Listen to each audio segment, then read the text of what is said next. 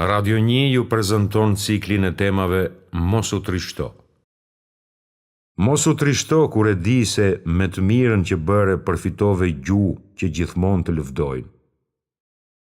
Duar ngritur qëndrojnë për ty, lutje të ngrohta nga zemra me vrullu dalin. Goj hapur ditët ju kalojnë duke të lëvduar për të mirat që u ofrove. Kur ty të urojnë dhe lëvdohesh, të ringjallin jetën. Lëvdimi është si një fëmijë i përhershëm që nuk vdes kur. Lexo ca vargje që ja thurën poetët njeriut fisnik. Sikur që lejohet të thonin ndonjëherë jo. Çdo herë të nevojshmit i jep, i thua ç'dëshiron kërko. Në dimrin e ftohtë ti mbetesh si diell, në verën e nxehtë qëndron hije nën qiell. Unë nuk mund ta di kur jep pasuri, atë paksohet bekatia, atë shtohet pa kufi. Mbete shembull bamirësie ndër tërë këtë njerëzi. Përkujtohesh nga çdo njeri dhe as pak s'kan mërzi. Me fytyrën tënde ndriçohemi, kur duam të ecim, ballart në netët e errta, kalojmë e nuk ngecim. Fjalët e mira kur na bien vesh për ty i dëgjojmë, përsëriten prej çdo grupi dhe fort mirë të bekojmë. Për ne o dordhën, çdo gjë sakrifikon. Lusim fuqiplotin, xhenetin ta cakton. Ndalo dhe mendo. Kur u smur kalifi Ebu Bekër, e vizituan shokët e tij dhe i thanë: "Ata thrasin mjekun që të shoh." Ai tha: "Më ka parë mjeku." I thanë: "E ç'të tha ai?" U përgjigj: "Më tha, unë bëj atë që dua. Ç'dëshiron Allahu bëhet." Omeri tha: "Jetën më të mire jetuam kur durimin e kuptuam, dhe si kur të kishte qenë durimi në formë të njeriut, do ta vrenit sa bujar do t'ishte." Aliu thot: "Besimi dhe durimi janë si trupi dhe koka. Nëse kputet koka, trupi shkatërrohet dhe në fund humbet." Pastaj ngriti zërin e tij duke thënë: "Me të vërtet nuk ka besim të plot ai që s'ka durim." Hasani i biri Aliut thot: "Durimi është një dhunti prej dhuntive të bereqetshme. Nuk ja jep Allahu atë përveç robit që tek ai është fisnik."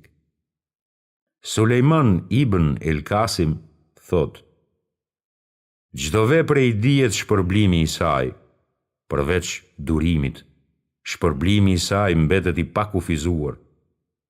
Allahu thot: "Ndërsa durimtarve u jepet shpërblimi i tyre pa mas, si burim i pashtershëm."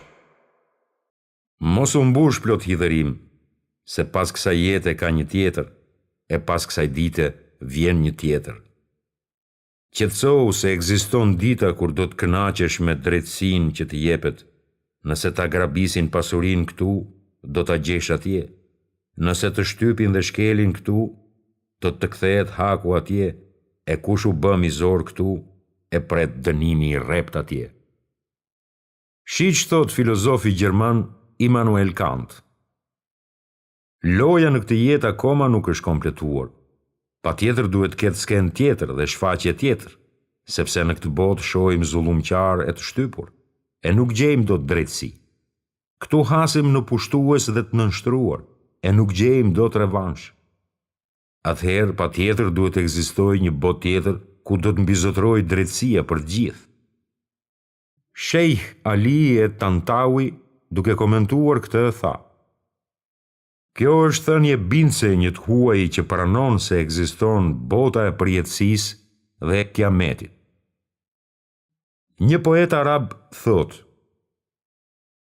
"Nëse ministri dhe delegatët e tij bëhen mizor dhe gjykatësit e tokës bëhen të padrejtë në gjykim, mjerë dhe keq, pastaj përsëri mjerë dhe keq për gjykatësit e tokës nga gjykatësi i qiellit."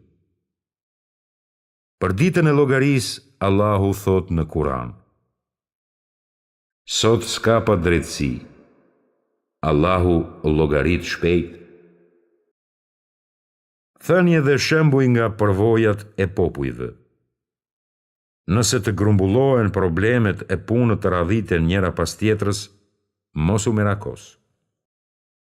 Robert Louis Stevenson shkruan: çdo njeri ka mundësi ta kryej punën e tij për një ditë, sado e rëndë që t'jetë, dhe secili ka mundësi të jetojë i lumtur derisa të perëndojë dielli. Ky është kuptimi i fjalës jetë. Një mendimtar tjetër thotë: jeta jote është vetëm një ditë, sepse e djeshmja iku dhe e nesërmja akoma s'ka ardhur. Stephen Leacock shkruan: foshnja thot kur të bëhem si fëmijë, fëmia thot kur të bëhem i rritur, e kur të rritem martohem. Mirë po çka pas martesës? Çka pas të gjitha këtyre periudhave?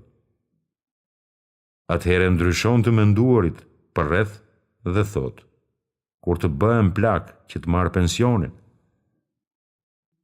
Shikon pas vetes jetën që mbaroi dhe nuk sheh asgjë, veç erë të freskët me zë të butë që thot: e humbe jetën tënde që për të u linde dhe të gjitha minutat e saj.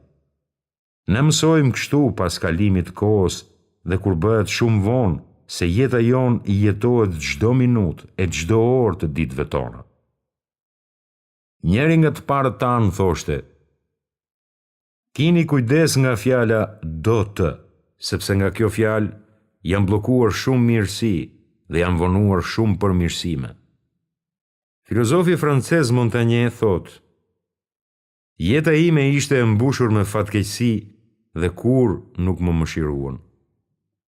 Unë them: këta ishin ata që se kuptuan qëllimin e krijimit të tyre në këtë botë, edhe pse ishin të mprekt e kishin një uri të thella.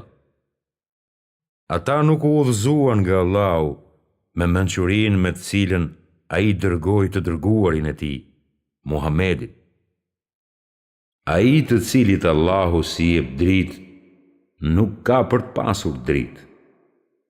Ne udhëzuam atë në rrugë të drejtë, e ai do të jetë mirënjohës ose përbuzës. Një poet i madh italian ka thënë: mendo mirë për këtë ditë, se ajo s'lind përsëri. Por më e bukur dhe më e plotë se kjo thënie është hadithi: fale namazin si kur t'jetë i fundit për ty. Ai që i vë këto thënie në zemrën dhe gjuhën e vet si kur të mos jetonte më pas ditës së sotme, ripërtërin pendimin, përmirëson veprat dhe përpiqet që me sa më tepër kujdes ta kryej adhurimin ndaj Zotit vet dhe të pasojë rrugën e Muhamedit. Mos u merakos. Bëja vetes këto pyetje për të djeshmen dhe për të nesërmen tënde. Mbylli dyert e hekurta të së djeshmes dhe së ardhmes dhe jetoj minutat e të sotmes. Çka kam vendosur të bëj? A më mirë ta vonoj jetën time të tashme për shkak të shqetësimeve të ardhshme, apo për shkak të kopshteve magjike atje për te urës? A ta shndroj këtë ditë të ëmbël në hel me hidhti, duke hapur fletat e ngjarjeve që kaluan dhe u humbën? A është e logjikshme të zgjohem në mëngjesin e hershëm e pastaj të vë duart në faqe e ta bllokoj vetveten nga puna që më pret? Të nguroj nga dobia e 24 orëve të sotme? A kam dobi prej jetës nëse nuk i jetoj minutat e ditës sime? Kur do të filloj t'ja parashtroj vetes këto pyetje që të më rregullohet mënyra e jetesës? Javën e ardhshme? Të nesërmen? Apo sot? Mos u pikëllo nëse të preku thellë ngjarje që të ra, por pyete veten: ç'është më e keqja që do të kishte mundur të më ndodhë? Përgatite veten për pranimin dhe bartjen e saj. Pastaj me një qetësi shpirtërore, përmirësoja atë paramendim. E atyre që dikush u tha: populli është tubuar që t'ju sulmoj, pra kini frikë. Ajo vetëm u ashton edhe më shumë besimin, e thanë: Na mjafton Allahu, ai është mbrojtësi më i mirë. Mos u trishto se trishtimi të dobëson fuqinë dhe ta shkatëron trupin. Doktor Alexis Carrel, fituesi i çmimit Nobel në mjekësi, thotë: biznesmenët që nuk dinë si t'i përballojnë shqetësimet, vdesin herët. Çdo gjë është në caktimin e Allahut, edhe në caktimin e tij zguxon të ndërhyjë askusht, por ndoshta kuptimi i thënies së lartshënuar është se shqetësimi i tepërt shkakton humbje të përditshme dhe e shkatëron përfundimisht njeriu. Gjithashtu, pikëllimi i tepërt sjell ulçer në stomak. Doktor Joseph Montaigne, njëkohësisht dhe autori i librit Problemi i nervozizmit, thekson: njeriut nuk i shkakton ulçer ngrënia ushqimeve, por ajo që e ha atë. Poeti i madh arab thot: streset e shkatërrojnë trupin dhe e hollojnë nga pak. Triut ja zbardhin flokët dhe e shndrojnë në plak. Dëmet e tjera që shkakton depresioni. Në librin e doktor Eduard Bodovskit me titull Lëreni shqetësimin dhe kapuni me të mirat, gjenden edhe këta kapituj. Çfarë i bën zemrës mërzia? Shqetësimi i rrit trysninë e gjakut, shqetësimi shkakton sëmundje të reumatizmës, zvoglo shqetësimin nëse dëshiron ta parandalosh lukthin. Si bëhet shqetësimi shkaktar i ftohjes? Shqetësimi dhe gjendra tiroide, diabetikët dhe shqetësimi.